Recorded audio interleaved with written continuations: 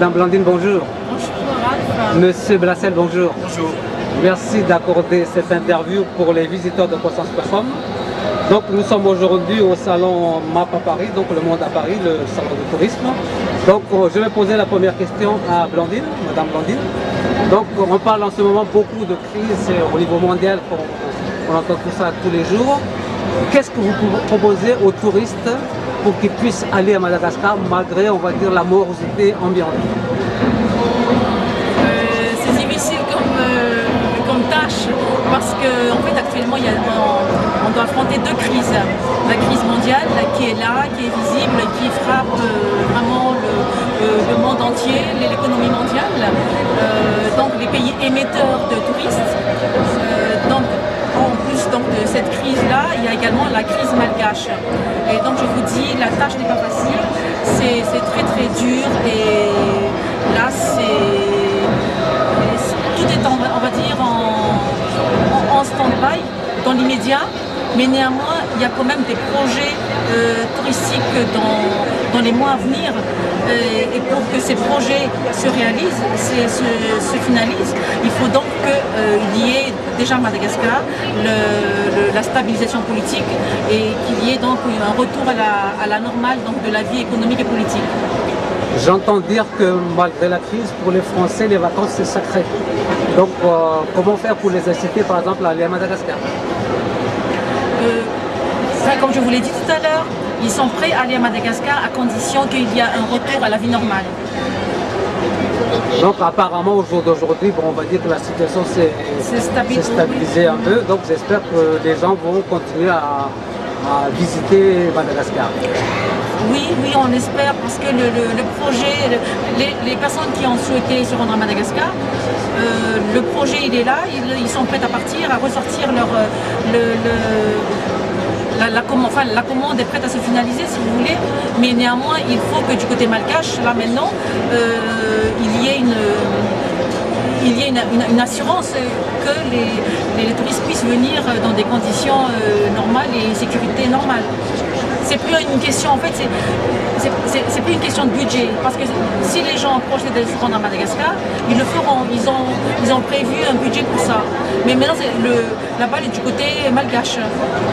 Et moi, je peux vous le dire, les projets, bon là, ça fait donc 2 jours que le salon a commencé. Étonnamment, on a reçu des demandes sur Madagascar. Ça fait plaisir d'entendre ça.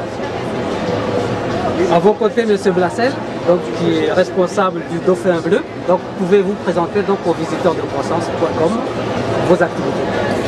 Donc en fait, tout à fait par hasard, moi je suis devenu hôtelier il y a 2 ans et demi. Je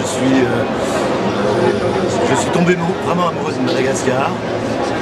J'ai pris connaissance, j'ai appris qu'en fait un hôtel était à vendre un petit peu à l'abandon du côté dans le nord, en face de Nosibé, à Orange. Et donc avec un cousin, on s'est dit on va aller voir. Et on avait beaucoup voyagé en Afrique, en Asie, etc. Et on est tombé vraiment sous le charme de Madagascar, qui est une île extraordinaire, une population géniale. Faune et flore, j'en parle même pas, c'est extraordinaire.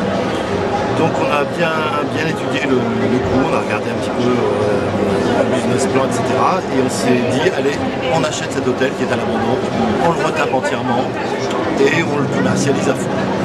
Donc là, il est déjà en activité? Donc là, il est en route depuis 2 ans. La première année, c'est pas très bien passé parce que c'était vraiment le début et que tout était à refaire. L'année dernière, c'est très bien passé. Et puis, on espère que cette année, malgré la crise internationale et la crise malgache, ça se passe bien. Il y a combien de chambres au Dauphin Bleu, par exemple? Donc en fait, le Dauphin Bleu, c'est un hôtel-restaurant qui se trouve sur une superficie de 6 hectares avec 8 bungalows qui sont disséminés. Donc chaque bungalow a sa propre terrasse, ses propres salles de bain, etc.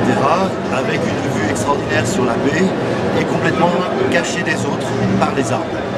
Donc c'est vraiment un hôtel fait pour des gens qui ont envie de se ressourcer, de trouver un petit peu, je vais dire, autre chose que tous les hôtels-restaurants qu'on peut voir, que ce soit en Thaïlande, que ce soit sur les plages africaines avec des paillotes, tout comme ça. Là c'est un hôtel vraiment atypique et j'encourage tous les visiteurs du site à venir voir le site ledauphinbleu.com. Même question que Madame Blandine, que faire pour attirer un peu plus les gens vers vers le dauphin bleu par exemple? Malgré ce qu'on parle, la crise mondiale, est-ce que c'est à mon niveau, moi ce que je fais, c'est que je fais beaucoup de commercial, puisqu'en fait c'était le défaut de l'ancienne propriétaire qui en fait ne développait pas tout le côté commercial. Et puis c'est de participer à toutes sortes d'interventions, y compris celle-ci, pour expliquer que Madagascar c'est un pays extraordinaire. On est à la fois en Asie, à la fois en Afrique. Quand vous vous promenez à Tana la nuit, avec ces 12 collines et toute cette petite lumière, vous avez l'impression, alors que vous êtes en plein centre-ville, d'être en bateau au large d'une côte, avec toutes ces lumières. Et tout Madagascar est comme ça, avec une faune et une flore endémique qui n'existe qu'à Madagascar. Une population vraiment adorable. C'est un pays extraordinaire. C'est vraiment un pays à découvrir. Alors je vais donner le mot de la fin à Madame Blandine André-Mlournivo, qui est la directrice de l'agence Folklore de Madagascar, que j'ai oublié de citer au début de l'interview. Le mot de la fin pour vous. Le mot de la fin, c'est que, enfin, si vous voulez que le tourisme reprenne à Madagascar et que voilà, le tourisme reprenne et puis que la vie reprenne son cours normal à Madagascar, voilà, pour que le business reprenne, voilà. Madame Blandine, je vous remercie beaucoup. Merci. Monsieur Lassel, je vous remercie bien. Merci. Donc bon salon à vous deux. Merci. J'espère que vous aurez beaucoup de clients, beaucoup de commandes. Merci. Allez.